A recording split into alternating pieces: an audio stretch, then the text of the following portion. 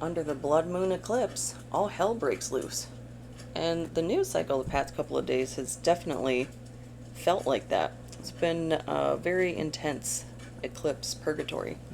But we have Furcus, living by your wits and illicit earnings, and the card shuffled out on the Goetia side up. And then we have Daniel, who is a principality, eloquence there. And I thought this was a pretty fitting card for this stage, very synchronous for the road back stage of our anti-hero's journey, because that's the fake out, the false summit that we've been talking about over the past couple of stages. And this is also associated to the Gemini archetype, and then the next one will be the resurrection stage. And so that sort of twinning, mirroring energy maybe that we've been seeing, but also the two-faced reputation is coming to mind. Even duality, like not necessarily in a negative way, because Furcus, what was the area of expertise? It was a lot of academic type things. Philosophy, astrology, rhetoric, logic, palm reading, and pyromancy. So I'm kind of thinking of that. He's a knight for the ranking. So I'm thinking of that in terms of like a war general looking at the field, and you'd want to use all skills available. I mean, wouldn't you? Because you're trying to win, I imagine. And Daniel was a big reason for why I thought that. Because the principality, I hear misattributed a lot in Tarot land to a demon. They're an angel, just in a lower ranking, lower being closer to humans. And they're like the angel of a nation, or I think even a group of people, but it's a large swath, so some kind of macro concern. And what got my attention was obtaining God's mercy, which is kind of a relative term. If you're a divine instrument, that might not be mercy according to humans. And also mentions justice, councils, attorneys, and magistrates. So something big. But I wanted to get some charms out, maybe see what's this fake out about. Because this would be like at the end of Aliens, when you think the xenomorph is gone, and they're not. And that movie's been out for a little bit, but any fake out scene that you can think of. But since we're talking about an anti-hero's journey and not the hero's journey, it's like the fake out that the anti-hero has been defeated. Because in the normal, traditional hero's journey structure, it would be you think the villain is down, but they're not. You know, like the xenomorph. Oh, and I got a charm too. And some thunder. R-N, a nurse, maybe? T-N, it's like the mirror of TNT. AC/DC. R, another R. S. E. I and L. G. A. Illinois, Georgia. States coming to mind.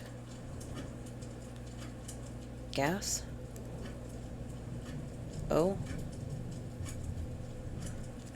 the blank one, the chaos tile. V. And given the themes, because normally I think of chaos like creative energy. It's just potential that hasn't taken form. But I'm thinking of it now as the counterbalance to order. Like when there's an excess of order, chaos comes to correct. O, another O. And GG, I see. 3 Gs.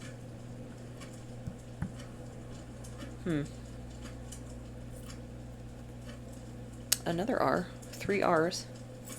So let's have repeats again. An EI. That's up here too. And this leaf came out with the letters. Kind of a blue-green, opal-y. Something about Pisces. The eclipse is it a partial lunar eclipse in Pisces? And this one has some teeth, for sure.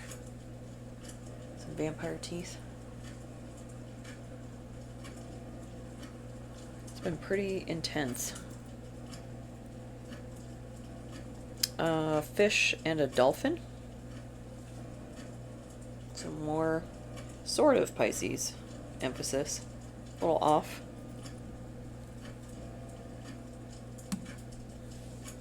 Bicycle. 2 people on it, but it's not a tandem bicycle.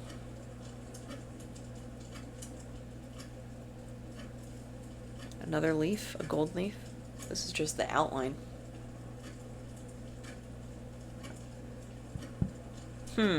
That I felt like turning in an assignment or something. Like, this is just the outline. Outline for what? Something that's getting filled in? Because this gold leaf is filled in. And a red leaf. Foundations, roots. And there's the twinning, mirroring, the twin scarecrows. Not exactly twins. Different heights. It's making me think of that saying when you're doing your eyebrows. They're supposed to be sisters, not twins. Longhorn, Texas, or Scotland. A Highland cow. Got a ding right on Scotland. And it dinged again. I hear you. A bunny? It's making me think of like a masquerade mask. It's, convex. Like it has some height to it. 2 dolphins. Okay. Something important about dolphins. Apollo. Dolphins are a symbol of Apollo. Divination. As Apollo oversaw the temple at Delphi for most of the year, the lighter months, and then the darker months were overseen by Dionysus. And a honeypot, a scam, some sort of spiritual scam, like outrageously expensive priesthood or something, and you're not really getting the value out of it, because there's all sorts of programs for I just lost the word. There's like whole degrees in church stuff. Seminary school? But also like theology but this is more like somebody random on the interwebs who has declared themselves the Messiah, something or other.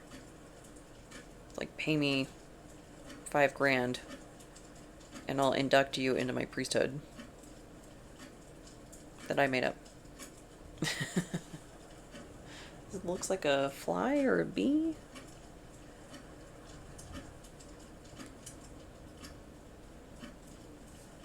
And not that, I don't know, new stuff can't be developed. It's just, I feel like you know when it's scammy. It's like somebody that's just full of themselves. And I think this is a peacock as I say that. Somebody that's just full of themselves. Like, I am the chosen one, sent by God. I don't know. Got sort of elitist vibes. It's a pumpkin cupcake or muffin. It's almost that season, too. A pot of gold, maybe? That's kind of what it looks like. So, Irish, too. Oh, and there's another tile. An L. An L was left behind, the loser? Because we do have our anti-hero and an antagonist, so a winner and a loser. Vlog. Rag. Snare. I keep looking for a U. Like rogue, vogue.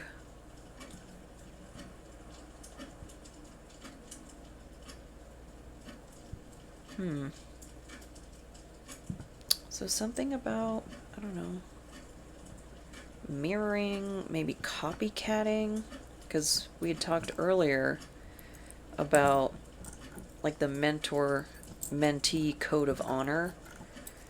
What if this is like stolen work of some sort, but something on a macro level? Maybe it affects a lot of people, which, I mean, if it was like an academic paper, and that, say it was like groundbreaking research or something, and the person who actually did the research came up with the idea was somebody marginalized, somebody that represents an underrepresented group, and then it'd be somebody closer to center or at the center of the marginalization wheel, that they took all the credit.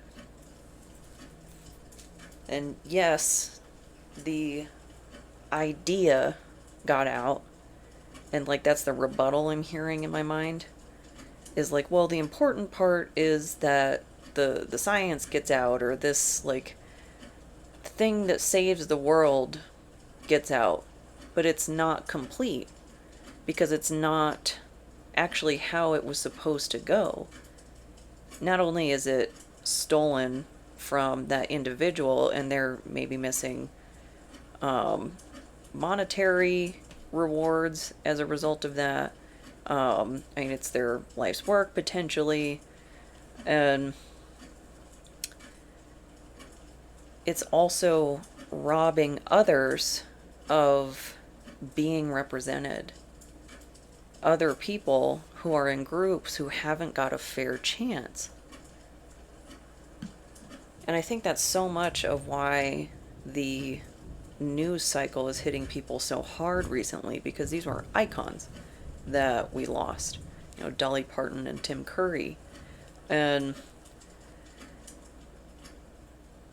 in music and in media, like, there's so intense personal moments with those, like the song that just hits you at the right moment, that makes you feel seen for the first time.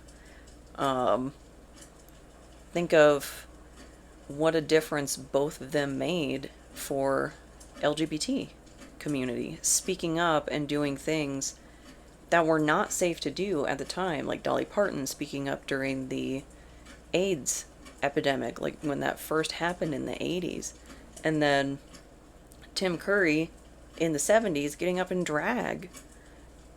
Like, they're really ahead of their time, pushing the envelope and creating a path behind them for others to follow because they had the ability to take that risk.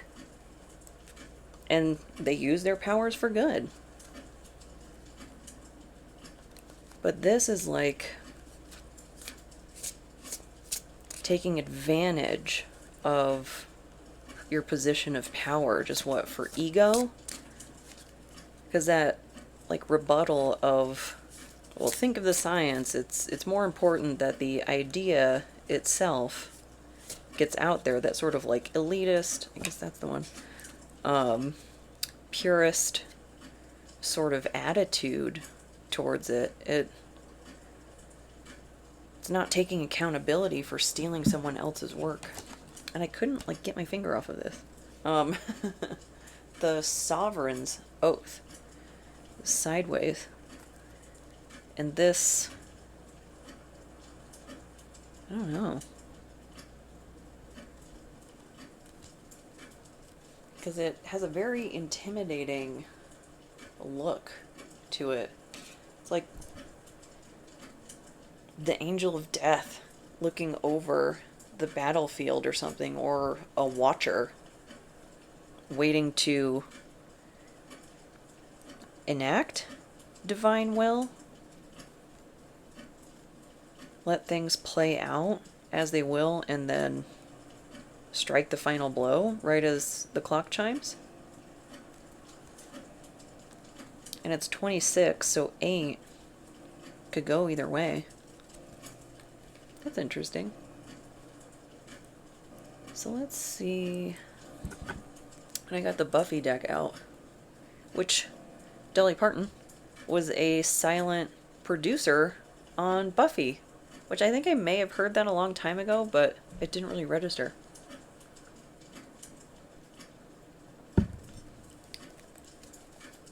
So the Sovereign's Oath. I was taking the bottom one. That's a whole pile. Death in reverse. And I just saw a clip of this episode. Hush is what it was. The whole town loses their voice. It's like really unique and a really good example of visual storytelling.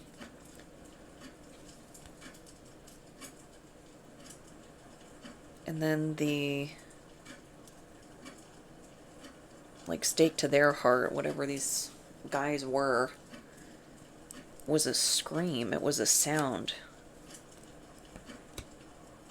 Trying to stop your voice. That mentor-mentee code of honor, it's broken by stealing the work of the mentee. And very manipulative to try and justify it. Like, well, it simply had to be done. No, it didn't. Like, you could have backed your pupil. And if people weren't accepting of their status, I guess, because of whatever class they are that people don't like, or maybe this person individually has an issue with, it's like being a cosigner on their reputation. If the work itself is worth stealing, why not, like, be the tide that raises the ships?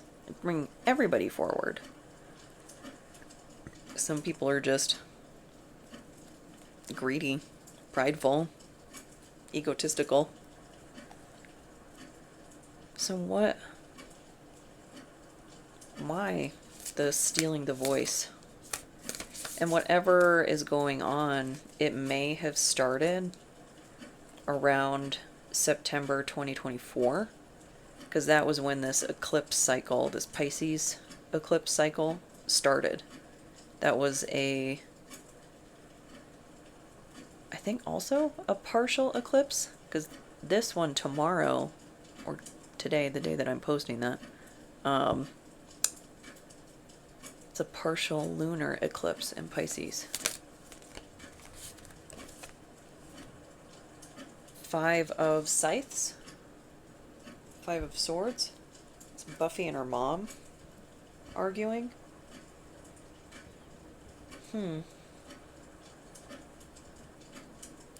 The conflict of, like, infantilizing. But, and Buffy is in a really tough spot because she can't exactly open up and be like, I'm a slayer. And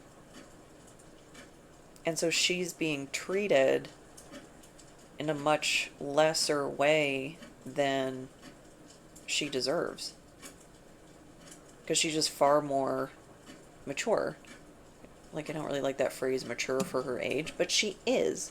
She's the slayer. She kind of has to be. She's carrying an extra silent burden that other people aren't. And in this scenario with the mentor and the mentee, is that their problem with the mentee? That they're able to carry a heavier burden? Like, I don't know, are they threatened by them being younger than them? Being a woman? And so they have to sabotage, or feel like they have to sabotage their work.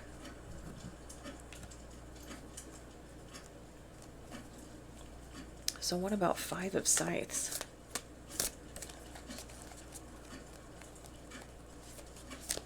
No, I'm taking both of those. So Wheel of Fortune came out sideways. And then 6 of Pentacles in reverse. And that was face down.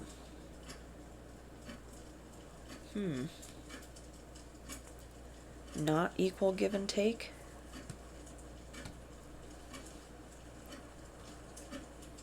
Because I would say that, like, there's an implication of trust, and yes, there is in the position, but the mentee may have no other choice than to go through the mentor.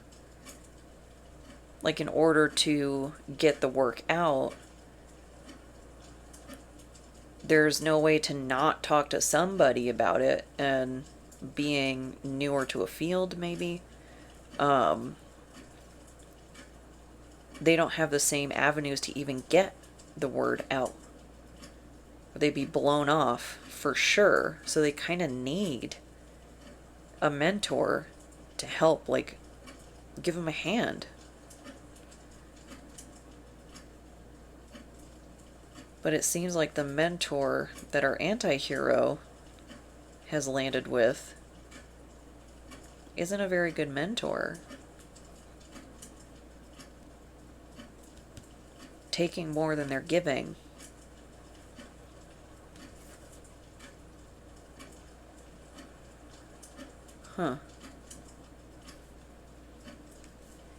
I'm trying to think of how that...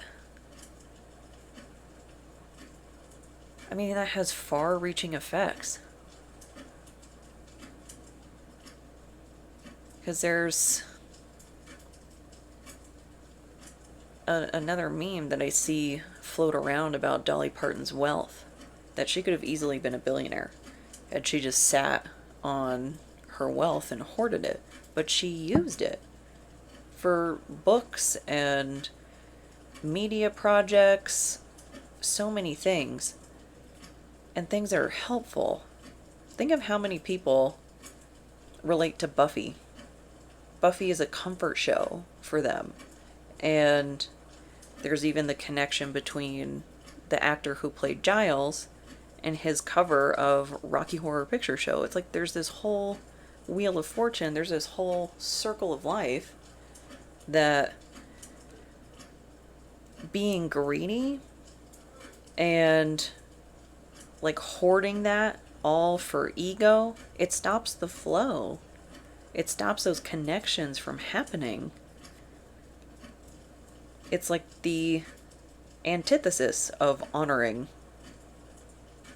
the idea that must save the world. Like, if you want the idea to save the world, you have to let it.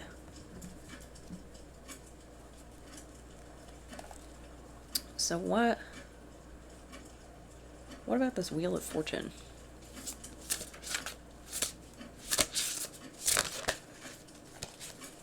A couple. Citry? Mischief. Indiscretion and lie-telling. And Ray love and submission. So one Goetia, one angel. Interesting that seems particular. So we got two instead of one.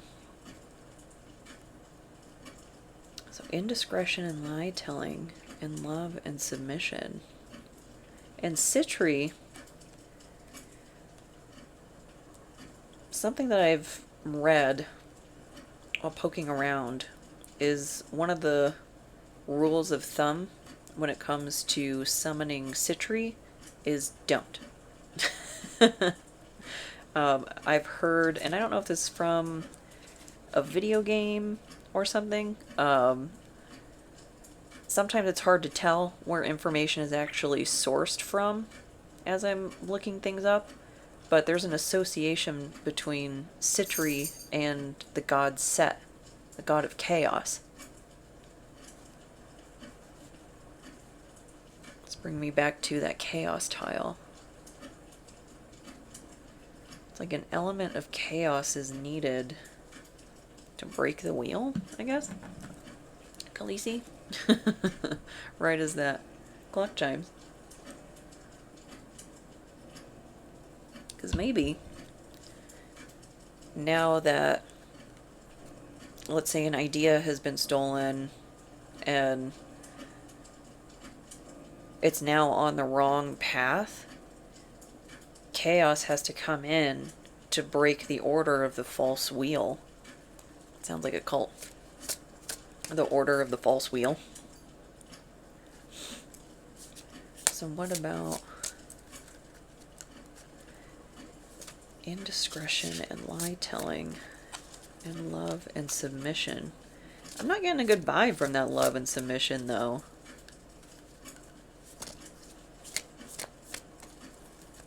Like, someone's trying to get someone else to submit in a gross way, non-consensual way. Right as that plops out. Requiem of Roses came out sideways, and we went down a number. So this is 7, 8, 7. So a countdown. It's got very like Santa Muerte, Holy Death.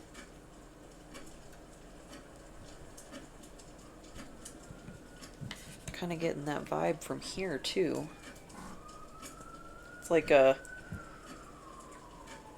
angel overseeing some sort of conflict and settling it. Whatever that means. It's making me think of Prince of Egypt. And I've heard the wisp that goes through on Passover attributed to Abaddon, the destroyer angel. And that's such a detached mission, I suppose, directive. Because I think it was taking the life of the firstborn son that didn't have the lamb's blood over the door. And I would bet that, the Egyptian workers, some of the men, some of the fathers there, yeah, they directly contributed to human rights violations in the construction of monuments and pyramids and all that. Their sons, though, did they? Because the real responsibility flows up to Pharaoh. And his son was taken. His son didn't do anything. Like, to me, that's not moral. People typically approach, like, angels is good, demons is bad. You know, Goetia. It's a very two-dimensional morality. And I think that type of decision, the punish the many for the actions of the few, like, isn't there something in the Geneva Conventions about that? Like, that doesn't hold up to contemporary ethical standards. But there's this kind of...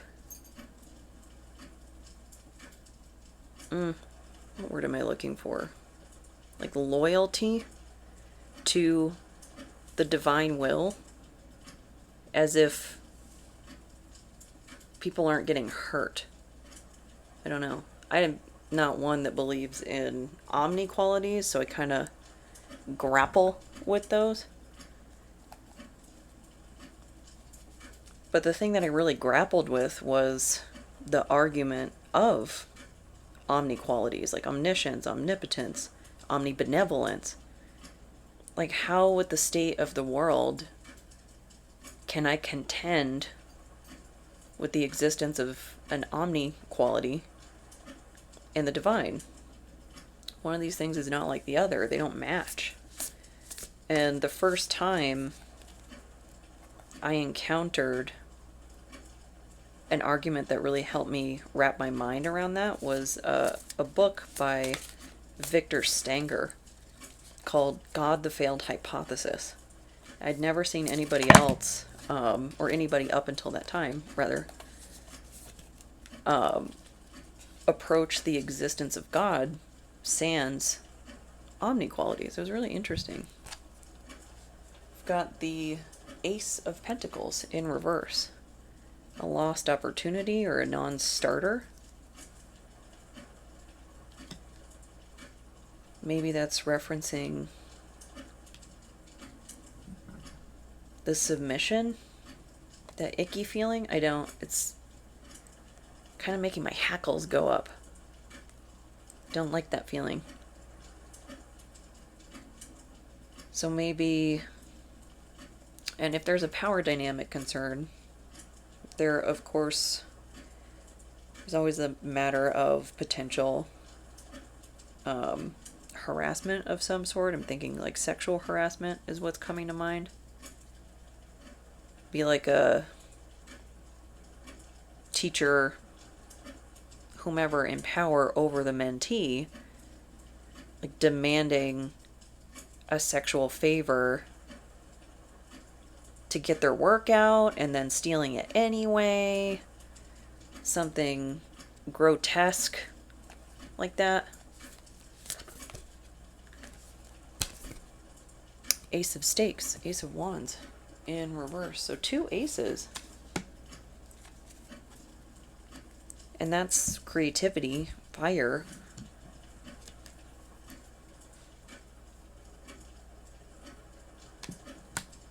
So a false start, a false beginning with an idea.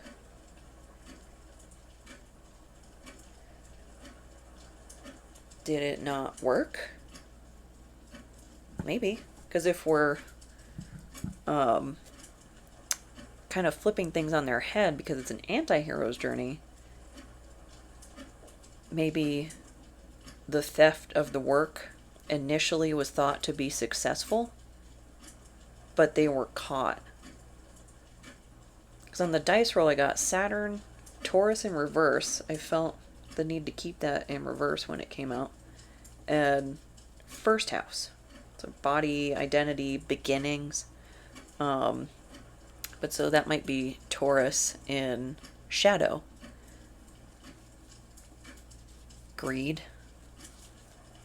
Theft.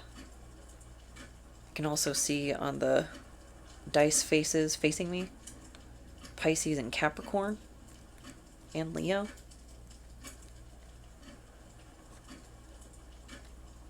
And Saturn is karma, discipline.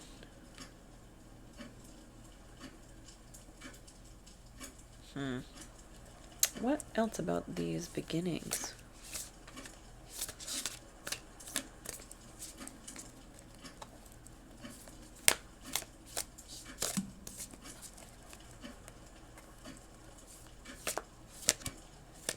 Yeah, I don't like that love and submission. It's just giving me such an icky feeling. It's also making me think of like smearing the mentee.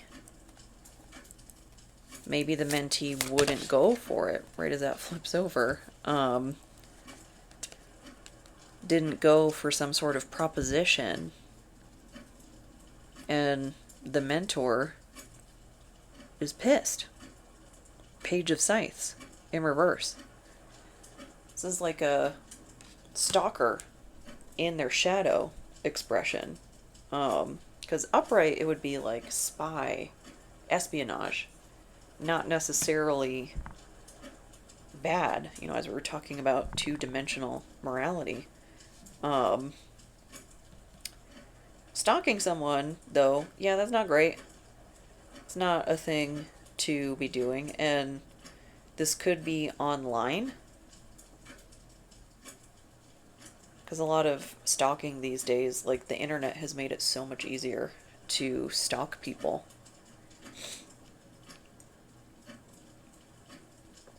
Even to enlist help to do so.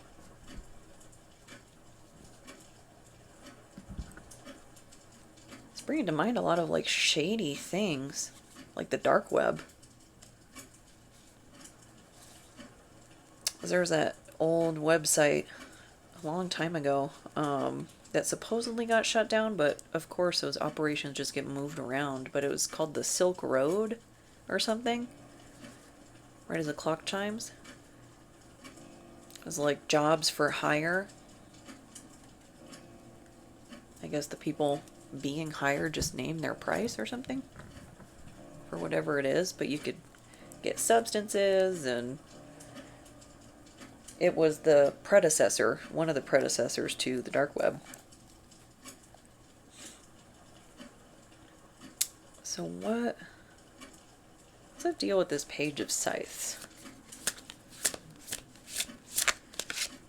It's also, it'd be like if someone had access to your devices. If this was like an academic or a work setting or something, somehow gaining access.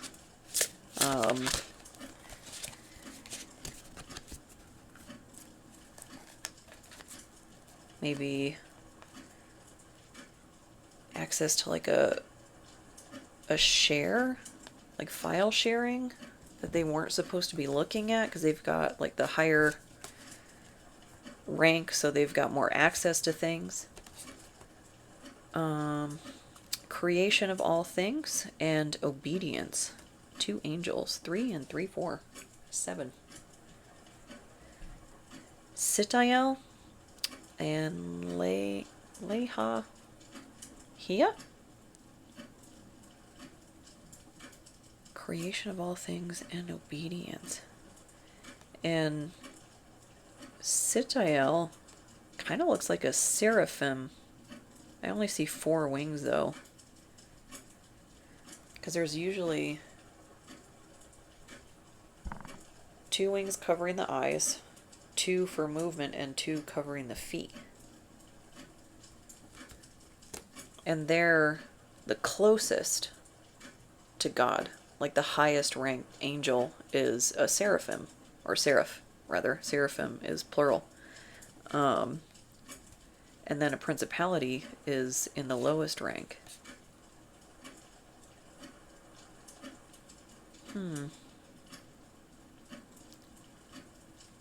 some sort of obedience to like a higher power. And I see war and strife, fur, and ingratitude, Vesago. Tough to read upside down. War and strife. I wonder if these are the outcomes. Like the outcomes that are on the board. Because maybe this is something that the Page of Scythes, who I assume is the mentor, they're trying to peer into. Like some sort of divination. I was talking about Apollo. Trying to peer into the outcome.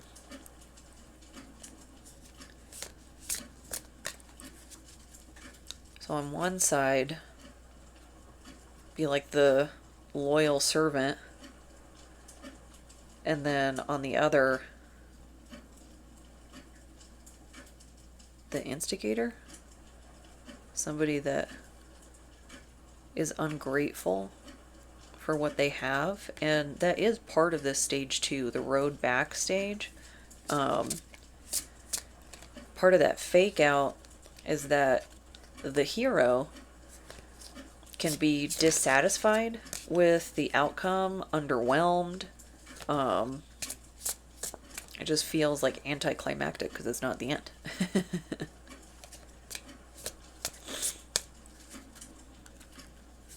So what about the potential outcomes on the board here? It's bringing to mind, you know, when you see, there'll be like a Game of Thrones type situation where they have the little pieces and they kind of move them around with a stick because the table's so big. So that kind of scale. And if it is something in like academia, that can be quite the scandal. Because what if it was something like medicine or a vaccine or something, and the mentor, they stole this work that they actually didn't understand.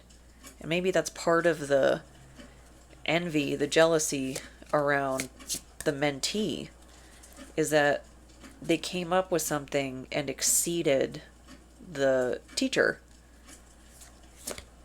But now that things weren't handled properly, it's like, I don't know.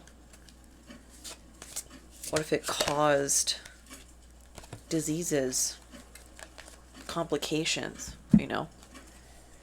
Like, say it was a vaccine that did indeed do what it set out to do, but there's some flaw in it, and then it caused another problem.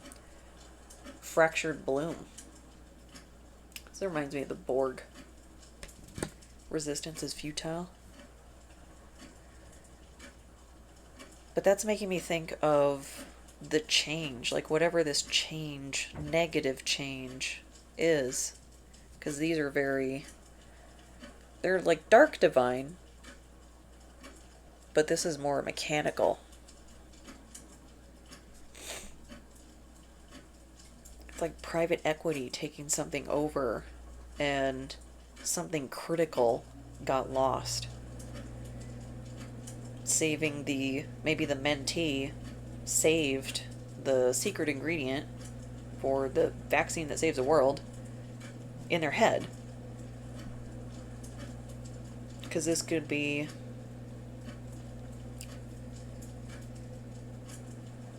It'd be like if you thought somebody was lying.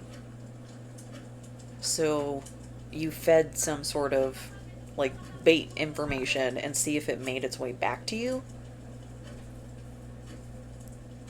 Could be that. Maybe there was a known reason or just a gut feeling to not trust the mentor. Could just be like looking out for your own interest, you know. But this would be the type of person that like steals the work and you did something to protect it, and then they're mad at you for getting caught for what they did. Cool, be mad about it. The audacity and entitlement. But this person, the mentor, Page of Scythes in reverse, they know they don't know what they don't know. So they know they're on borrowed time. Maybe they're getting nervous. Ten of Pentacles in reverse. So they know they're on borrowed time, and maybe they have gained something through this that they have to give back, and they don't want to. Of course they don't want to. Tough. Don't steal. Then you won't have to give it back.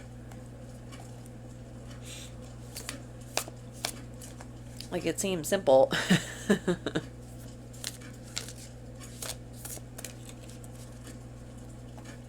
And in an anti-hero's journey, that does make sense. It'd be like the fake out is that the villain, the antagonist, prevailed. That they got away with whatever that they were doing. Then surprise, anti-hero. Nine of Stakes. Nine of Swords. Is that stakes? Or want? I think this was kind of a nightmare for Spike. I think this is when he got a soul. But Nine of Stakes, the Wounded Warrior.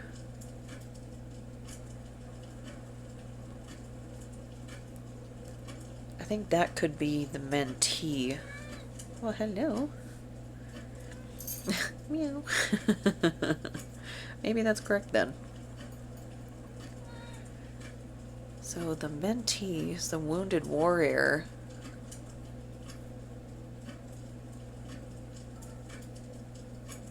Could be, what is that? It's like soul fragment retrieval. I don't think that's the right phrase.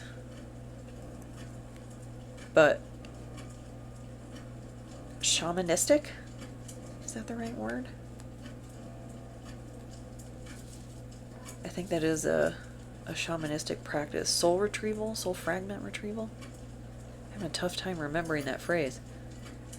It's like recovering all parts of self that have been fragmented through trauma, through... I want to say trusting the wrong people, but in situations like this, you don't always have a choice. And people will say that, well, you always have a choice. No. There's those macro factors, you know, like the phrase, you can't always pick your neighbors. You can't pick your coworkers either. They are who they are. Same would be true for academia. Anything where you have to participate in that for survival, like shelter, work, whatever. So do the other people, and you just kind of get landed with who you get landed with. Like your classmates.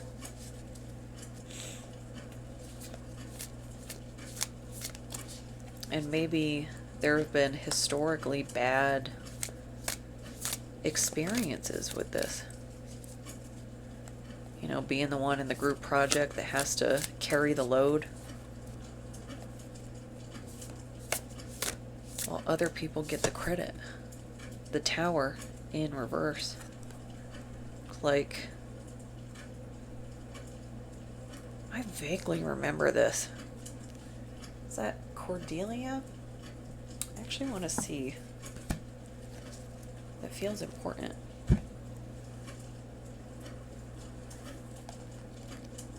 kind of remember that episode. Like, it's trying to emerge from the depths.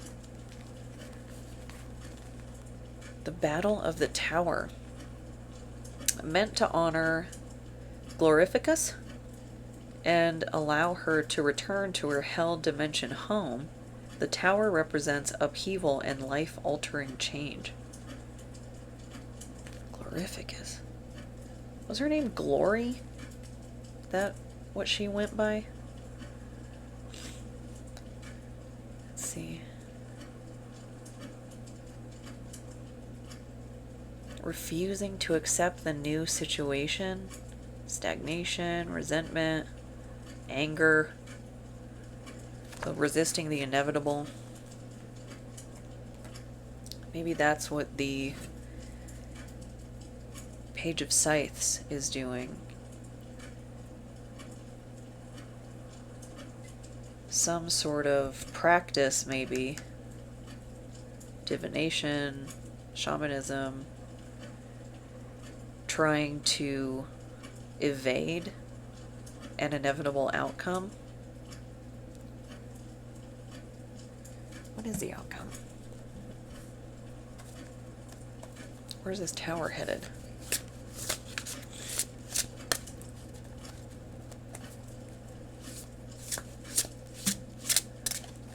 Tell me about the tower.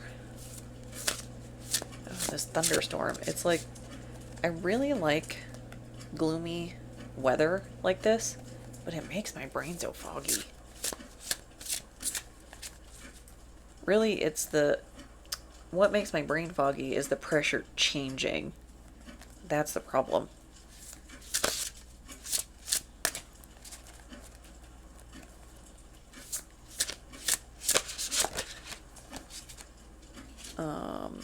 Ose, cowardly actions, and then Nema Mia, discernment, and Goetia side up. This is the outcome. Cowardly actions. Oh. Maybe Page of Scythes is doing something to prevent the tower. Maybe the tower is for our anti-hero in a good way, because the towers aren't always bad. It's intense change. It's life-altering change. That can be like good stress, because there's both good stress and bad stress. Detrimental, even. But good stress, regardless of cause, your body doesn't really know the difference between good stress and bad stress. It still manifests in the same way, like in your body. It's just kind of how you arrive there. But some sort of cowardly actions, and that phrase, a leopard doesn't change its spots. It's kind of making me think of closed practices, too. Tezcatlipoca, the Aztec god smoking mirror. And Nautl, I think that's how you say that. But that's a tribe? Be like the descendants, I guess, of Aztecs. Those are closed practices. And closed, as I understand it, even to Mexicans. You have to be part of the Nautl tribe, if that's the right word. I never really know if, like, which word to use, because for me, like, Scottish clan, the word clan makes me cringe because of the KKK. And tribe, I don't know, I feel like a colonizer. Even though that might be the accurate term. What about cowardly actions? The Mask of Truth? Creepy card. I like it. It's like the flowers growing directly out of her head. Right eye's closed, left eye's open. There's kind of a contrast between her eye color and her... maybe that's not makeup. But it looks red on her eye. And then her eye color is like a blue-gray. Kind of like that leaf that came out first in the charms. And then it's a portal directly into her mind. This is High Priestess turned up to 11. Kind of being consumed by like psychic information. Could be spiritual psychosis. Going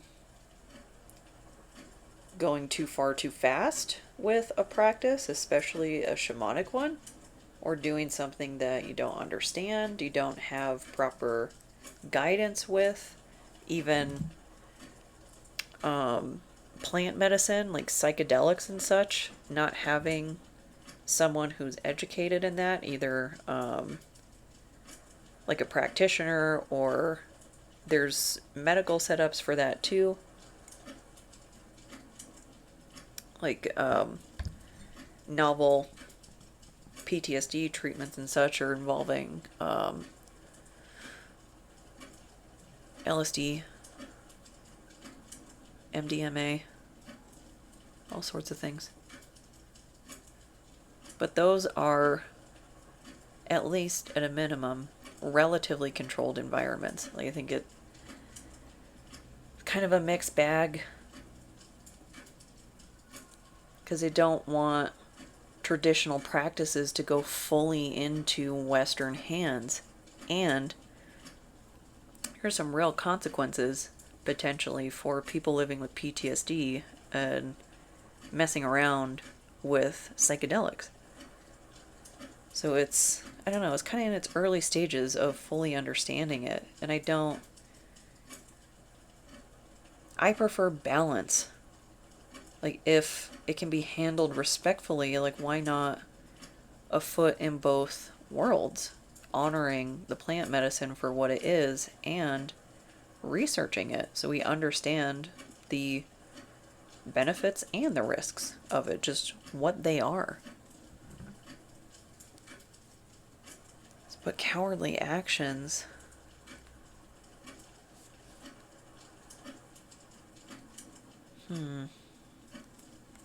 Going too far into something, looking too far into something.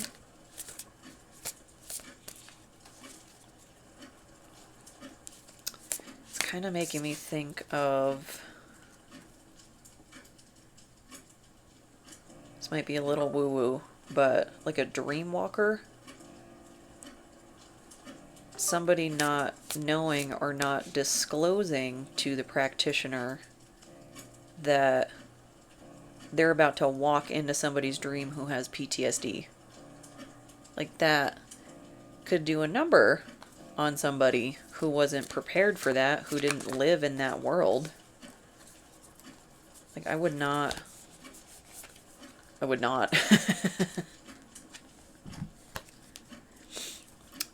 10 of stakes in reverse. 10 of wands. The never-ending burden. Yeah. Kind of the end of the craft when she's in the padded cell.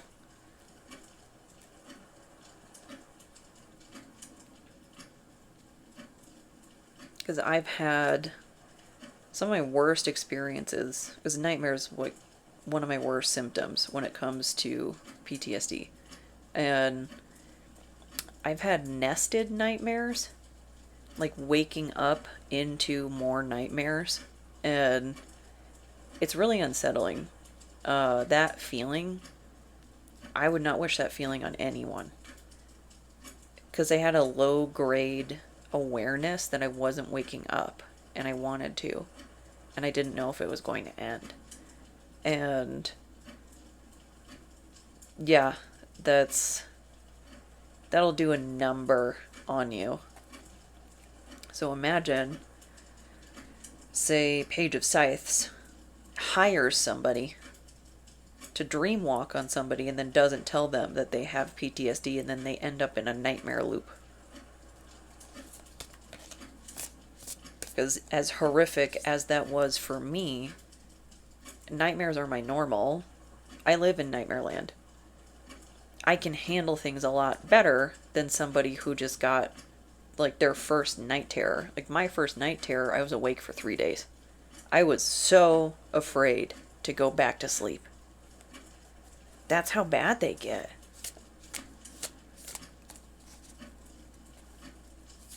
Cowardly actions. And Tezcatlipoca, trying to think of like a forbidden practice or like a taboo. Like you shouldn't be doing this if you're not of the culture, if you haven't been invited.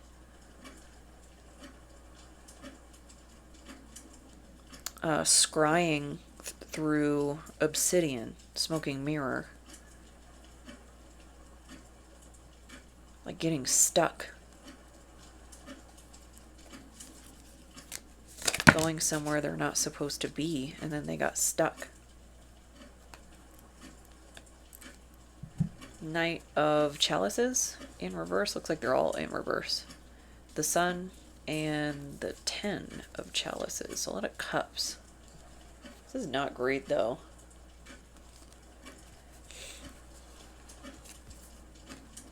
As a Knight of Chalices, that I think of that as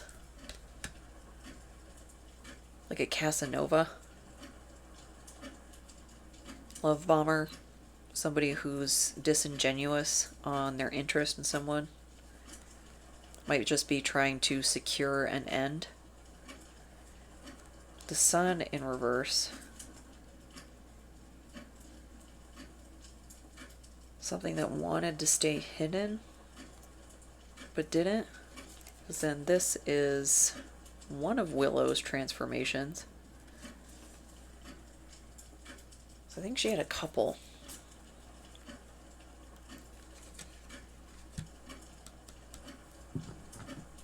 But that would be like getting stuck in the spiritual.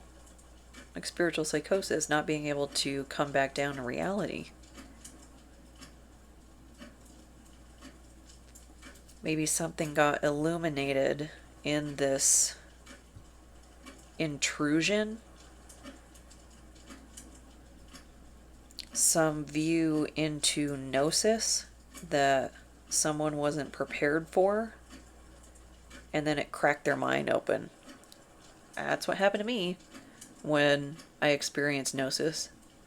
And like the near-death experience and meeting the Morrigan, I was not right for a while.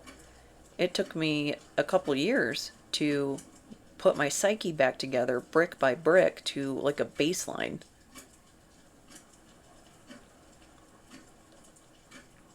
That's pretty bad. And the like the tree of life, tree of death, the Klupothic initiation or awakening, spiritual psychosis is a stage of that. It is the toughest way to move through that like alchemical individuation process. Because having an experience with gnosis, that's a whole nother layer. Not always prepared for that, and if you don't have the right support system, like if you're in a situation where, like say it's academic or something, and you've got a lot of black and white thinking around you, or they're strictly like Western medicine, not accepting of anything else besides their worldview, then there's an additional layer of trauma on top of that, because it's not addressing the spiritual part of it. You can't just pill that away. It doesn't just go away.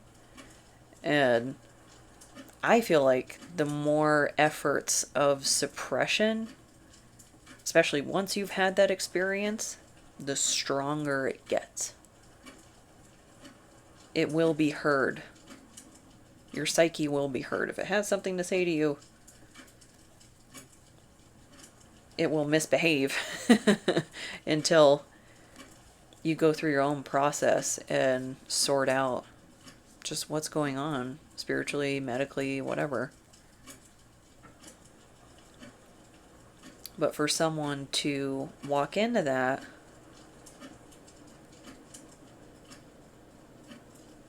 I don't know, it's like it broke their world,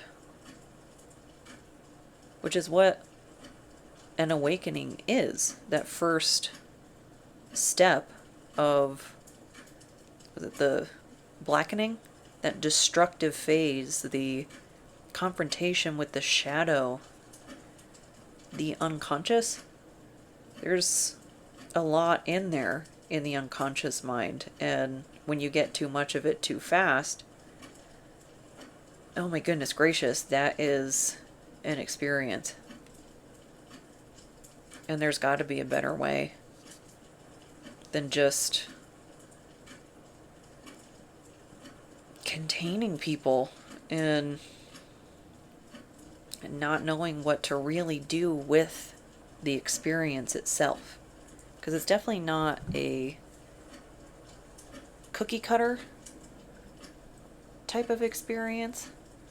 I think that's kind of the limitation, I guess, of the Western approach. It's very homogenized. How do you account for individual differences? There's the main bulk that gets addressed, but people that fall into the outliers get left behind. Think of all the research that's done on men, and then women are prescribed medication on that basis. Our hormonal cycle is completely different. Medicine is going to act completely different in us. We are not tiny men. Not comparable. So there's something about this fake out stage, the road back.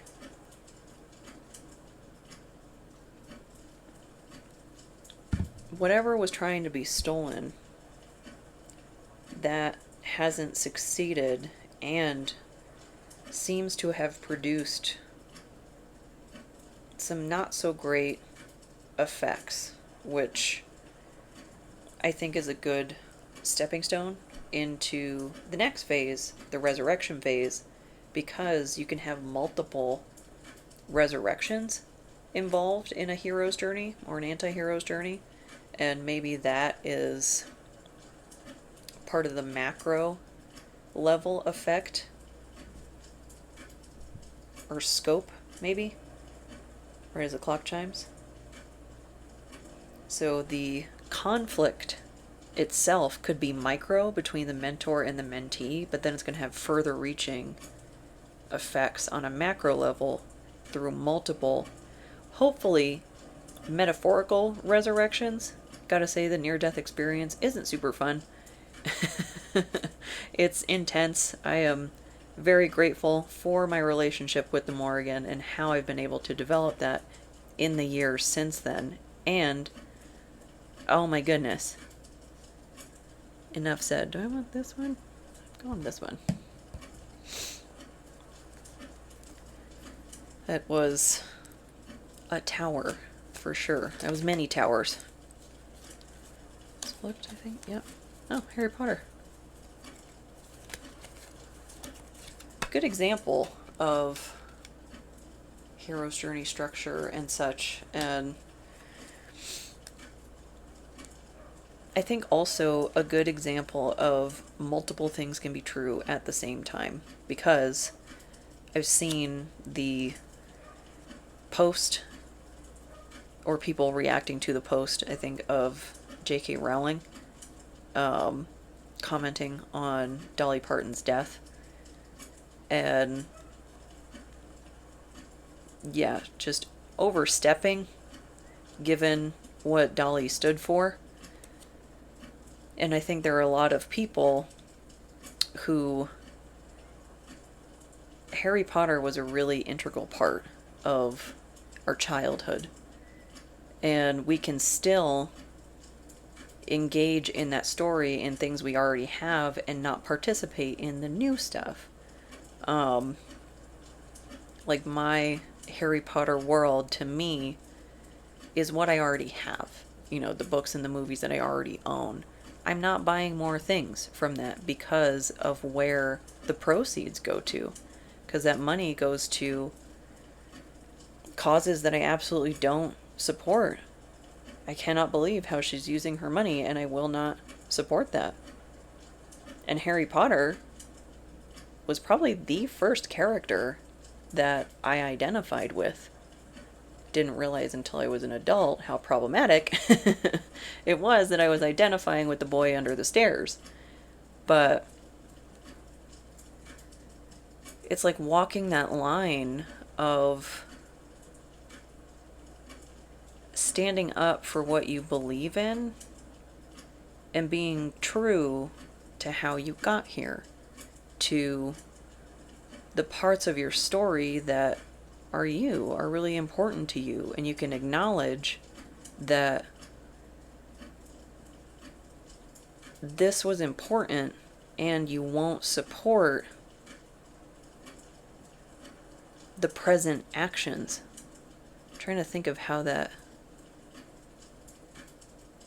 fits. Maybe that'll be more for exploring in the resurrection phase. I feel like that fits really well.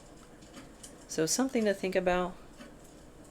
There's a lot going on in an anti-hero's journey, and with the eclipse energy being as volatile as it has been, take it easy, rest, take care of yourself, and just do what you gotta do to get through the week. So overall, I hope this helps. I hope this resonates, and if it doesn't, I hope the next one does. Thank you so much.